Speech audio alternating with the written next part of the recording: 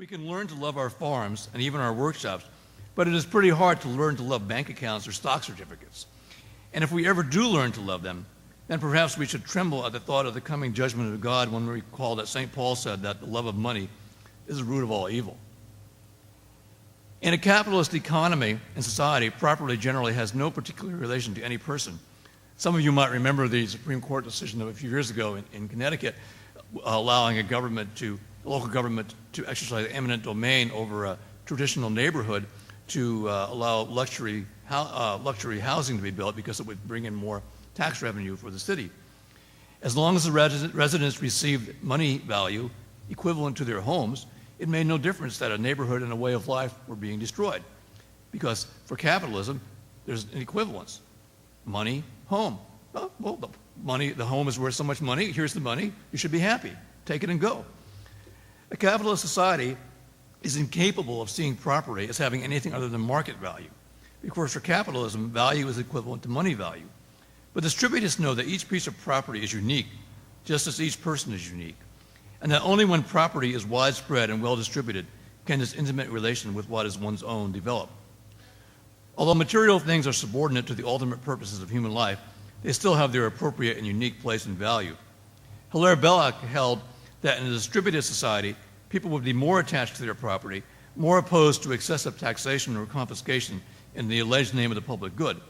People would more easily see the difference between genuine property and the kind of legal fiction that looks upon a share in a futures contract as a form of real wealth. Now, since the separation of ownership and work is the keynote of capitalism, wage labor will always be the most characteristic kind of labor under capitalism. Now, what is one consequence of this? For the capitalist, wages are always an expense, always an item in his balance sheet which he would like to reduce or even eliminate. Hence, the constant pressure under capitalism to reduce wages, lay off employees, find cheaper places to manufacture, ship jobs overseas, or import foreign workers at lower wages. This is an inescapable pressure of capitalism that the capitalist can hardly escape, even if he wants to escape it, because if he does try to escape it, his competitors, you may be sure, won't, and he'll end up out of business. On the other hand, another characteristic of capitalism is the periodic struggles by labor unions to increase or maintain workers' incomes. Labor unions have not always been just or reasonable in their wage demands, but they quite rationally felt that since the capitalist was usually trying to pay as little as he could get away with, they would try to get as much as they could. Usually, neither party felt itself bound by a standard of justice, so each tried to get as much for itself as it could. I'm not arguing that there is a natural opposition between labor and capital, but rather that under capitalism, willy-nilly, they are put into a situation where their own interests usually seem opposed to the interests of the other party. Distributism, however, eliminates or minimizes this opposition by eliminating as much as possible the wage relationship. Distributism thus reduces or eliminates an additional cause of the tension and strife which characterize capitalist economies. Despite the frequent homage paid to small business in the United States, under capitalism the tendency is always toward bigger firms. This is because of what St. Thomas said about the appetite of artificial riches is infinite. When you separate economic activity and production from its immediate relation, on the one hand, to the legitimate needs of the producer and his family, and on the other, to the genuine needs of consumers, there is no reason not to expand your business as much as possible and in the process lose touch with the actual product you make.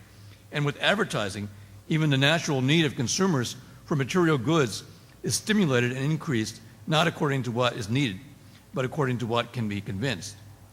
In 2004, although there were almost 4 times as many sole proprietorships as corporations in the United States, it is corporations that dominated the economy, and their corporate receipts were almost 20 times that of the proprietorships. So despite, you can say we have a lot of small businesses, people frequently make that remark about the United States. We have all kinds of small businesses, yes, but in terms of their economic impact on the economy, they're negligible. Now, capitalism is often given the credit for the prosperity that characterizes the Western world. Mr. Novak made a number of comments about this. But if you stop to think about some of the examples that were alleged, you can see that, in fact, it wasn't capitalism, but it was the opposite of capitalism. For example, the Homestead Act. What did that have to do with markets? Well, it was a gift of land by the government under certain conditions. Nowadays, we might call it socialism. Similarly, the establishment of state agricultural colleges, which again was mentioned, again, an act by the government. And in many cases where prosperity was achieved under capitalism, it was because of a limitation of the inherent principles of capitalism, for example, by labor unions, by regulation by the government. For example, since 1980, when in our country, the regulatory apparatus has been dismantled, in 1980, here's some figures which give this. In 1980, the lowest 20% of the population received 4.2% of the nation's aggregate income, while the top 20% received 44.1%. So the lowest received 4.2, the top received 44.1%. Now, I think, and probably most of you would think, that sounds good. That's not, those guys are getting enough at the top. Okay, but 2006, the lowest 20% had fallen to 3.4%, and the top 20 had risen to 50.5%. And the top 5%, their share had risen from 16.5 to 22.3. So this is what capitalism, when its own inherent principle is allowed to operate, will do. Now, I don't have much time left, so I should hurry on, say something about socialism. Socialism is a more slippery thing to define than capitalism. This is not so much because it is conceptually more difficult, because socialists have been modifying their doctrine quite a bit over the last 150 years. Now, the church, the definitive statement about socialism was made by Pius XI in Quadrigesimo, and he said no sincere Catholic can be a true socialist. But what did he mean by that?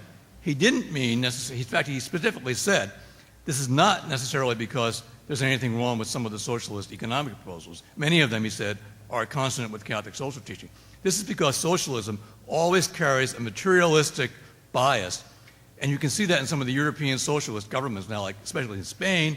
They don't seem to be terribly interested in social justice, but they're bound and determined to attack marriage, to attack religious education, and so on.